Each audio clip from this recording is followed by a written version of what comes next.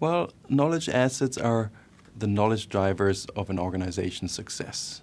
And they can be unstructured, tacit knowledge. So an example there would be the deep expertise of key personnel. Or knowledge assets can be structured, explicit knowledge, codified. Examples there would be patents, copyrights, intellectual property rights in codified form. What is interesting with knowledge assets is that the more you structure, the more you codify knowledge, the easier it is to share that knowledge, both internally and externally. So an Excel spreadsheet, very structured knowledge, can be shared in milliseconds via the internet, whereas deep expertise or experience, it takes more time to share it with other people. The other thing that I think is important about knowledge assets is to think of the term assets like you would with physical assets. There's some pieces of knowledge that are just not valuable from the point of view of the firm. And there are others where that knowledge is basically fundamental to your ability to compete. And this is where we start to distinguish between knowledge assets and, let's say, strategic knowledge assets, which are the pieces of knowledge that make a difference in your ability to compete and prosper.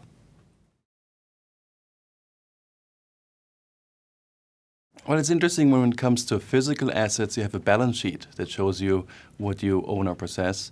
And it's more difficult, more tricky when it comes to knowledge. So with a knowledge map, we intend to really identify the key knowledge resources that underpin an organization's competitive advantage.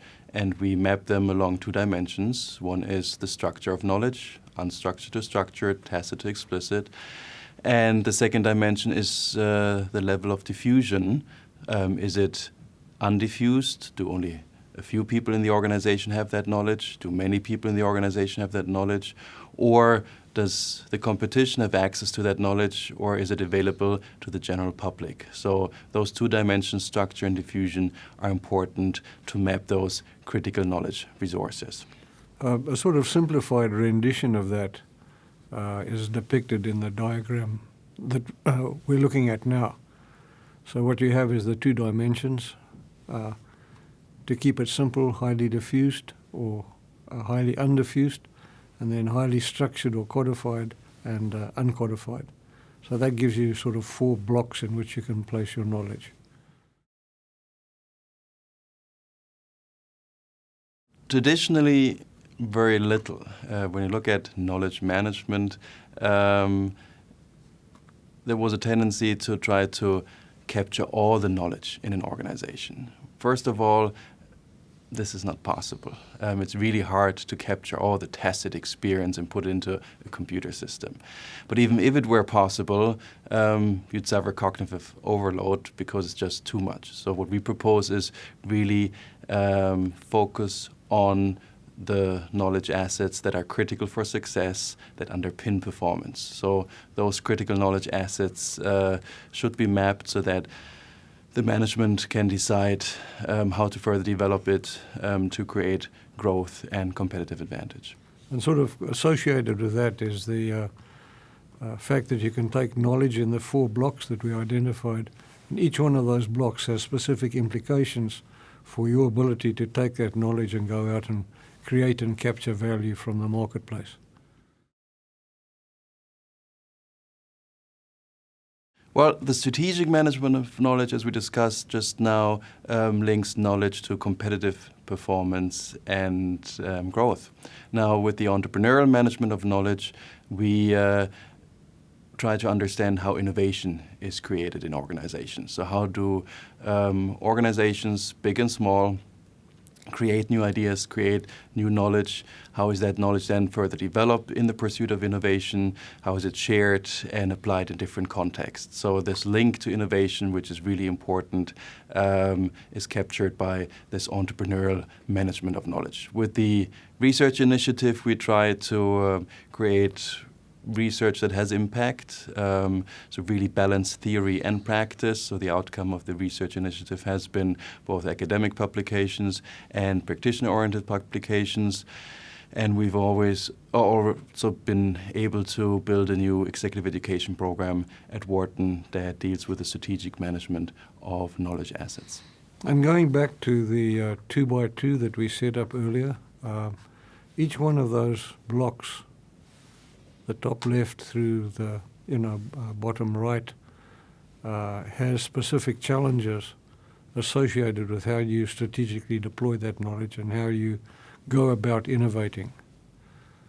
So knowledge which is very codified and diffused out and everybody knows it, the challenges are very, very different from basically being able to go in the bottom left and capture the expertise of your key people in the organization and think about how you can use that knowledge to create competitive advantage. With knowledge networks, we try to understand the linkages between knowledge assets. So how are they related and how do they interact? A little example would be looking at a patent on a new technology. That would be one knowledge asset. And another knowledge asset would be the experience or expertise of a key engineer that developed that patent. So two knowledge assets linked to one another. That's a mini network. So the question is, when we want to be strategic about knowledge development and the sharing of knowledge, can we give away one knowledge asset and hold on to another knowledge asset?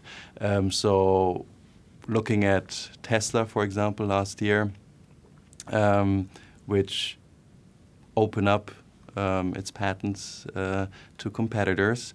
They might have given away the patents, but they haven't given away the engineers that worked on the patents. So it's very clever. You give something, but the competition not necessarily can do too much with it because another part of the knowledge network stays within the organization and is not shared. So to me, there's sort of two challenges. One is, as I look at my various knowledge assets, can I think about ways of linking them? Because if I link two knowledge assets, it allows me to come up with a new combination, and that might be very, very powerful.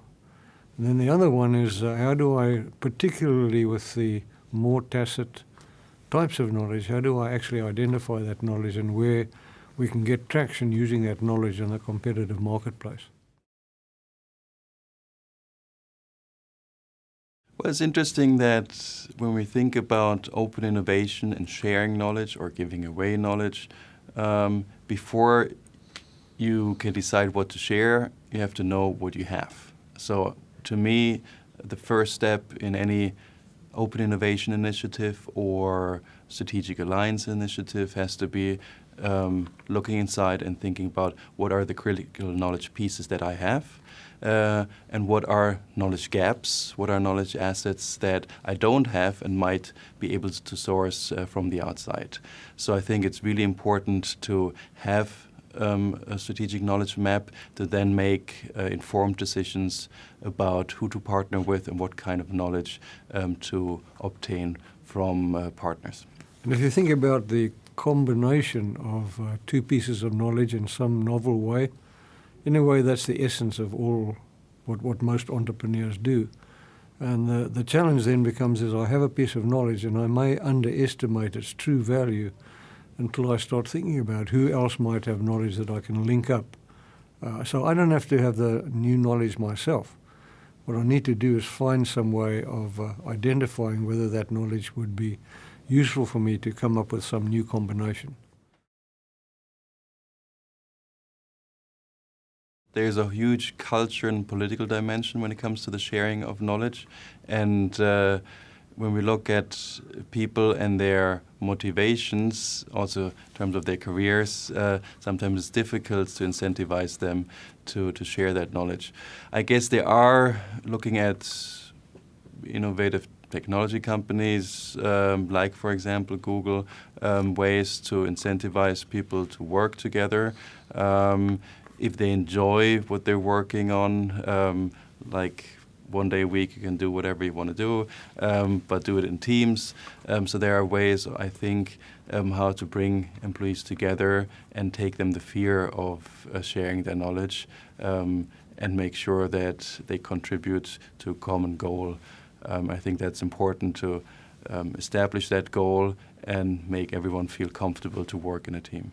This may be an opportunity to put up another chart, and that sort of shows you that up in the top left-hand corner of the chart is where value lies, because what you have is undiffused knowledge, so other people want it and you have it, and what you have is highly codified knowledge, which is kind of easy to replicate and to use. And here's where the dilemma lies, and that is that people up in that top left-hand corner want to try to keep that value, and unless you formally recognize that it's necessary for that knowledge to be spread in the organization so you can go forward and prosper, as it were, competitively, it just ain't going to happen. So unless you've got some kind of map that shows you where the valuable knowledge lies in terms of getting fairly early returns on it, people are just not going to share it. Well, the second point is that if you're up in that top left-hand corner, what you really need to do is have identified that the knowledge is in that top left-hand corner. And so to prevent people from trying to retain the value of that knowledge by not sharing it, you need to have that formally recognized in your reward system. And that's a very interesting point in that within the company you would like to share all your knowledge, but outside the company you have to be strategic and you don't want to necessarily share your knowledge with the competition. So there is a difference between internal knowledge sharing and external knowledge sharing. But once you have the map, once you know what is structured, what is unstructured, and how diffuse it is within, you can make those strategic decisions.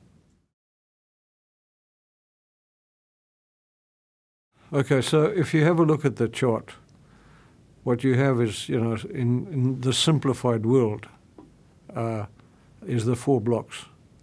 And there are companies that historically have played in each one of those blocks. And it might be interesting just to talk very briefly about that.